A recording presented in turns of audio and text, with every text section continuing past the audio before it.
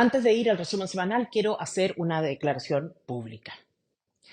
El domingo pasado me tocó coincidir en un programa televisivo con Pepe Out y quise dejar pasar unos días antes de referirme a un incidente que me parece inaceptable tanto de parte suya como de todos quienes, en mi opinión, debían intervenir y no lo hicieron. Esto fue exactamente lo que pasó ese día. Esta mujer se declaró molesta porque la tratamos de extrema. Así es. Y descalifica de una manera brutal, no solo te pones en el extremo, te pones fuera del extremo y quieres que no te digamos extrema. O sea, eres extrema, eres extremista. En primer lugar, quiero señalar que lo que está en juego acá no es una cuestión personal. Estoy acostumbrada a recibir ataques personales y en muchas ocasiones peores al de ese día. La razón por la que decidí salir del programa antes de que terminara no tuvo que ver con que me sintiera ofendida o molesta. Eso es lo de menos, para mí, al menos. La razón por la que me fui tuvo que ver con que había aceptado participar semanalmente en un panel de análisis político bajo el supuesto de que sería un espacio de debate serio, racional. Sabía que podía ser rudo, siempre cuento con eso y estoy preparada para eso, porque yo también lo soy. Por otra parte, creo que evidencia de que tengo bastante aguante sobra. Lo que no estoy dispuesta a aceptar, y lo había advertido la semana anterior, es esto. No tengo ningún problema con que me hagan críticas o me discutan, incluso que usen adjetivos fuertes, pero no que se me califique de extrema. Como decía, lo que no estoy dispuesta a aceptar es que en el contexto de una discusión conceptual, o aparentemente conceptual en realidad, los adjetivos se utilicen no para reforzar un argumento, sino en su reemplazo. Porque cuando un panel opera con esa lógica, no lo hace tanto con el ánimo de ofender o de atacar, como el de cancelar un punto de vista que representa por lo demás a cientos de miles, si no a millones de chilenos. Y eso es lo que yo no estaba dispuesta a tolerar, a prestarme para un debate que en realidad es solo apariencia de debate y que apunta a hacerme sentir a mí, pero sobre todo a aquellos que piensan como yo y no tienen un micrófono para defenderse, que su posición no es solo incorrecta, sino ilegítima. Eso significa en este contexto el calificativo de extremo. Y esto lo venimos viendo hace rato en la clase política. Un grupo toma decisiones arbitrarias y a puertas cerradas, como lo fue, por ejemplo, dar inicio a un segundo proceso constitucional, dando por zanjada la cuestión de si los chilenos lo querían o no y omitiendo, por tanto, instancias como un plebiscito en tra, y luego ese mismo grupo califica de extremo a todo aquel que no esté de acuerdo con sus decisiones. Califica como un extremo también a José Antonio Cast. En esta materia, por supuesto. Extrema derecha. A mí me parece, por supuesto. De facto, incluyen, por tanto, a quienes les ofrecen resistencia en la misma categoría de personas que las que no respetan resultados de una elección, que validan la violencia, que mienten, que queman iglesias, que hacen barricadas, saquean supermercados. Estos moderados nos informan, por tanto, que hay una nueva forma de ser extremo que consiste en no estar de acuerdo con ellos. ¿Qué se creen? Esta táctica la vemos hace años. La aplicaron en su momento con Kast y con todos aquellos que pensaban o piensan como él, me incluyo. Eres extrema, eres extremista. Bueno, la última decisión de estos supuestos moderados es que en el plebiscito de salida habría que estar por la opción apruebo. Están en su derecho, pero en lugar de dar razones, de hacerse cargo de las críticas, de defender el anteproyecto y explicar por qué creen que es un buen punto de partida, de controvertir la idea de que será muy difícil materializar cambios sustantivos, lo que hacen es decir que quienes están inclinados a rechazar, como en mi caso, o derechamente decididos a hacerlo, son extremistas o irresponsables. Que previamente haya una tendencia al rechazo, me parece de la mayor irresponsabilidad de los chilenos. Ellos pueden tener una posición tomada de antemano, sin texto definitivo a la vista. El resto no. La voluntad inicial. Eso es lo que me aprobar. Eso debiera ser la voluntad inicial de todos. Todo, eso es lo que... Ellos pueden defender la idea de que un apruebo contribuiría a la estabilidad de nuestro país. El que piensa lo contrario, no. En eso estoy en total y absoluto desacuerdo con Teresa Marinovich, que ella hay un punto que le da una importancia demasiado grande y que no podemos permitir esta constitución. ¿Y cuál es la alternativa? Seguir en la inestabilidad permanente de tal modo que el país siga entrampado y no crezca un milímetro. Esto confirma que en rigor no es una posición política la que defienden, porque el ejercicio de dar razones, de argumentar, lo vean. Lo de ellos es más bien una posición moral. Aquí sí hay que posición extrema. Si no se aprueba toda esta cuestión, no, yo no la apruebo, yo prefiero la otra. La estrategia es más o menos esta. Primero, absolutizan sus posiciones. Luego, las moralizan, por más contingentes que ellas sean. Y todo el que difiera de ellas es extremista. Esto fue lo que activamente hizo Out conmigo el domingo pasado. Esto es lo que pasivamente hizo el resto del panel cuando guardó silencio. Obviamente, todos reconocemos que hay absolutos morales. El asesinato, la pedofilia, la traición son conductas moralmente inaceptables en relación a las cuales no hay, o no debería haber en realidad, espacio para la relativización. Pero, o estás por un segundo proceso constitucional, o eres extremo, eso nos decían. O estás por aprobar ahora, o eres extremo. Resulta que uno ya no es extremo solo por saltar torniquetes, lanzar molotov, agredir a carabineros, llamar a quemarlo todo, tildar de criminal al presidente en medio de una crisis sanitaria. Ahora hay, insisto, una nueva forma de extremismo que consiste básicamente en no estar de acuerdo con ellos. Se entiende por qué ningún chileno respetuoso del Estado de Derecho y de los principios democráticos debería seguir tolerando esta falacia tramposa, porque el objetivo de estas personas no es persuadir, sino excluir y aislar. Se quieren imponer, aspiran a ser hegemónicos, pero eludiendo la discusión. Y eso no es aceptable. Cuando una persona discute con otra, cuando defiende su posición con argumentos, implícitamente reconoce y valida a su interlocutor. Nadie discute con una persona que no está en su sano juicio o con su mascota, no tiene sentido. Precisamente por eso, porque no quieren validar, es que recurren a la descalificación. Pepe Out lo hizo esa noche porque tenía mucho más posibilidades de ganar por ese camino que defendiendo tesis absurdas como las que hace poco defendían también Chaguán, Macaya y Charper. ¿Dijo centro-derecha democrática? Sí. Porque la otra no es. Ah, no sé, es una interpretación. Yo digo que la nuestra es democrática porque tiene pleno compromiso con el diálogo democrático. Yo siento que hay un sector de la extrema derecha que está intentando usar la misma fórmula. El razonamiento de esta gente es, si estás en contra de tal o cual acuerdo, entonces estás en contra de los acuerdos en general y por tanto de cualquier acuerdo en particular y no tienes en consecuencia credenciales democráticas. Pero lo que en realidad están diciendo es, si estás en contra de mi acuerdo, del que yo creo que hay que firmar ahora, entonces te llamaré extrema para que te veas obligada a focalizar tus esfuerzos en tu defensa personal y no en una defensa de tu punto de vista. ¿Se entiende? Repito, ¿por qué salí del programa? Por una cuestión de principio. Porque no me presto para una farsa. Porque no tiene sentido dar razones, que es lo que yo suelo hacer, en un contexto en el cual no son opiniones las que están en disputa. Porque no tengo ganas, por último, de reconocerle a Out y a nadie el derecho a arrogarse la facultad de constituirse como miembro de un tribunal cuyo objetivo es enjuiciarme a mí. Y de paso a los que piensan como yo, que no son pocos. Salí del programa para desenmascarar un estilo que viene tratando de imponerse hace años y que tiene a muchos chilenos arrinconados, sintiendo que entre las opciones que encuentran en una papeleta, solo una es válida. Salí para contribuir a desarraigar esta forma tóxica de convivencia cívica, propia de manipuladores intelectualmente impotentes por lo general.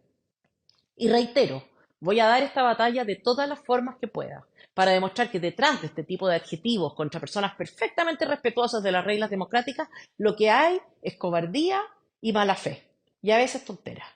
Algunas personas me dicen que no abandone el programa, que estoy cediendo espacio. Para ser franca, había decidido hacerlo de todos modos por razones familiares, o sea, no de esta manera, obviamente, pero no quiero grabar los domingos y comprometer mi libertad un día en que quiero estar y gozar de mi familia.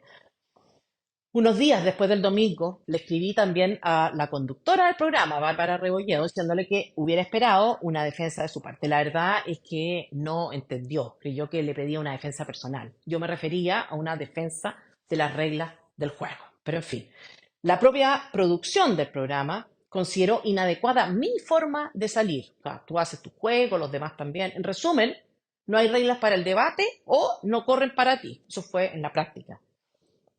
El hecho es que estas personas, estos moderados, son también los que después nos dicen, estás en el mismo grupo que Hugo Gutiérrez, como si uno debiera tomar posiciones con la lógica de una barra brava. Hay muchos otros que son amigos míos, que hoy día están por el rechazo, van a tener que tomar una decisión.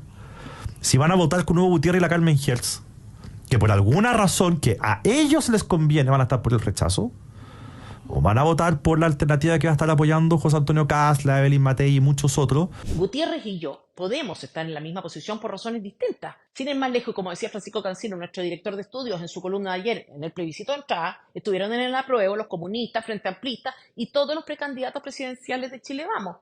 Lavín, Desbordes, Briones y Sichel. Los primeros retiros del 10% fueron votados a favor por comunistas, Frente Amplista y diputados de Chile Vamos. Para el cuarto retiro del 10%, el Partido Republicano de Kast sostuvo la misma postura que el gobierno de Boric.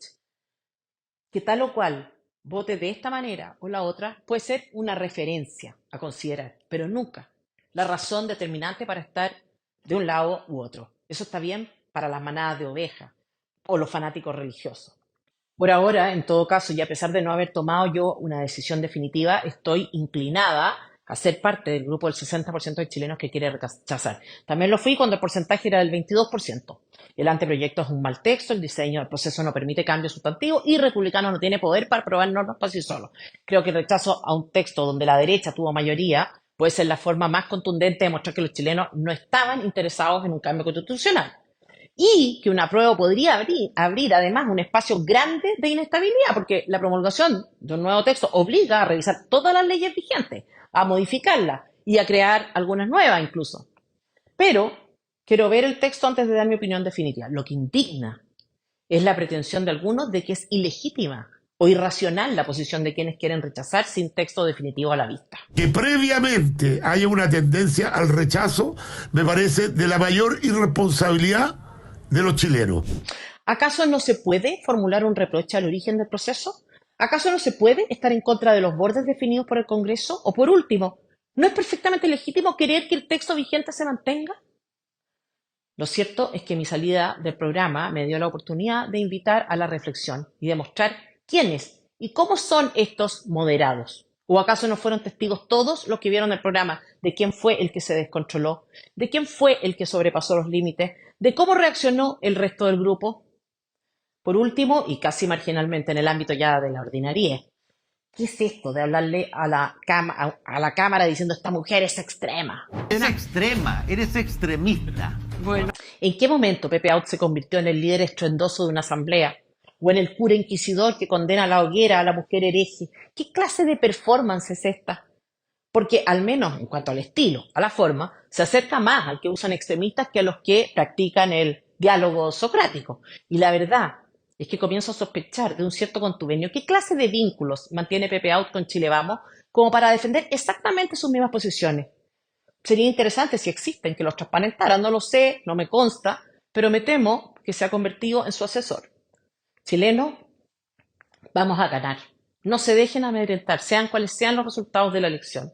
Defenderemos la legitimidad de nuestras posiciones y exigiremos el respeto que merecemos, aprovechando la libertad que nos da el hecho de decir las cosas por su nombre y de no tener ningún interés en hacer una carrera política ni en ganar una elección.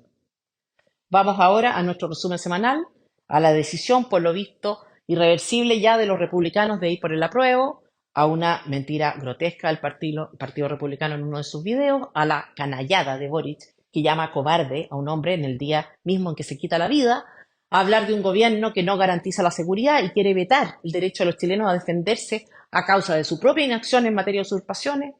Bienvenidos. El martes de esta semana, la Brigada de Derechos Humanos de la PDI llegó a la casa de Hernán Chacón, militar en retiro de 86 años. La intención era trasladarlo a Punta Peuco con el objeto de que cumpliera ahí la condena a 25 años de cárcel que decretó un fallo de la Corte Suprema en su contra. Chacón estaba con su mujer, le dijo a los oficiales que iría a buscar algunos objetos personales, tomó un arma de su propiedad y se suicidó. El fallo lo condena por participar en el asesinato de Víctor Jara. El fundamento tenía conocimientos tácticos de inteligencia. No quiero entrar a comentar la sentencia, lamentablemente tengo conflictos de interés en relación a este tipo de materias por la función que desarrolla mi marido en la Corte Suprema. Pero no puedo dejar de comentar lo que hizo Boric a propósito de esta situación. Una canallada. Guillermo Tellier murió como un hombre digno, orgulloso de la vida que había vivido, y hoy día, cuando estamos próximos a conmemorar 50 años, hay otros que mueren de manera cobarde para no enfrentar a la justicia. Después de referirse a Guillermo Tellier y de decretar 2 días de duelo nacional por su muerte, señalando, cito textual, que murió como un hombre digno, orgulloso de la vida que había vivido, agregó: hay otros que mueren de manera cobarde para no enfrentar la justicia. Se refería claramente a Hernán Chacón. Y lo primero que cabe decirle es: presidente, asumamos que Chacón haya sido efectivamente culpable de lo que se le acusó. Asumamos que su conducta fue aberrante. Asumamos lo peor. Dejemos de lado esa discusión. ¿No consideró usted que detrás de este hombre de 86 años que se quita la vida antes de ser detenido había una familia? Que su mujer, por ejemplo, estaba en el lugar donde esto pasó. Que quizá hay hijos y nietos, hermanos, no lo sé, que ese día lloraban la pérdida de alguien a quien usted acusaba públicamente y a través de la prensa de cobardía, con el agravante de que usted no es cualquier hijo de vecino o un tuitero más.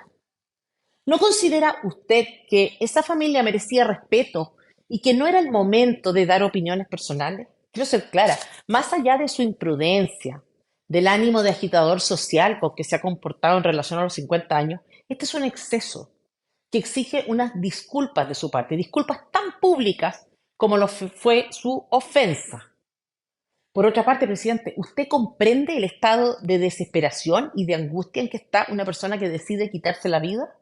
¿Dónde queda su preocupación por la salud mental?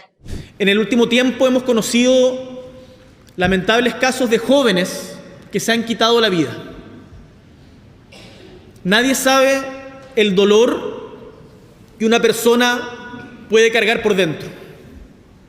Los invito, compatriotas, a que nos enjuiciemos menos y nos escuchemos más. Presidente, ya que usted está obsesionado con los 50 años, comprende que su gurú, Salvador Allende, también actuó de esta manera cuando iba a ser detenido precisamente por violar la Constitución y las leyes. Personalmente, no creo que ese haya sido un acto de cobardía del expresidente. Pero dígame, ¿en virtud de qué atribución usted siente que tiene facultades para decidir en qué caso el suicidio es un problema de salud mental, un acto de heroísmo o una señal de cobardía? ¿No cree que es un poco arrogante usar el podio presidencial que tiene para emitir este tipo de juicios? ¿Sabe qué, presidente? El respeto a los derechos humanos, a la dignidad de las personas o al duelo de una familia debería ser irrestricto.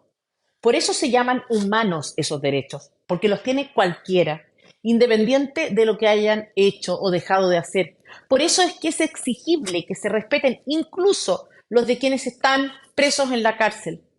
¿Usted cree que no? ¿Usted piensa que las personas deben ganarse el derecho a ser respetadas en su dignidad como personas?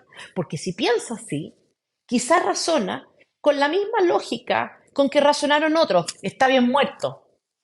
¿No ha aprendido algo del pasado, presidente, de lo peligroso que es deshumanizar a los adversarios? Eso le pasa, presidente, porque usted es un frívolo. Si se hubiera detenido un momento a considerar cómo es que una fractura social induce a personas de un lado y otro a sentir que todo vale, quizás se daría cuenta de lo reprochable que es su conducta, pero no. Más simple es sostener la tesis de que hay dos bandos, uno de los buenos, otro de los malos, y asumir, obvio, que uno es parte del primero. Usted ha dejado en evidencia la debilidad de sus pretendidas convicciones. Ni la salud mental, ni la compasión, ni los derechos humanos son algo más que palabras que usted utiliza en favor de quienes son políticamente afines a usted. Usted, presidente, tiene cierta formación católica y quizá comprende lo que es el fariseísmo, esa actitud de superioridad moral de los que se creen buenos y no se reconocen pecadores, que solo tienen reproches para el resto. De hecho, últimamente no ha perdido oportunidad de herir y dividir. Eso mientras los chilenos piden a gritos que se ocupe de problemas perentorios en lugar de engolosinarse con tanta conmemoración. Originalmente mi intención era comentar ahora un video del Partido Republicano que circula, pero se han hecho públicas declaraciones de varios de sus miembros, de algunos consejeros, que ameritan o justifican, me parece, un video aparte que publicaré en los próximos días. Así que muchas gracias y los espero el próximo viernes en un nuevo resumen semanal.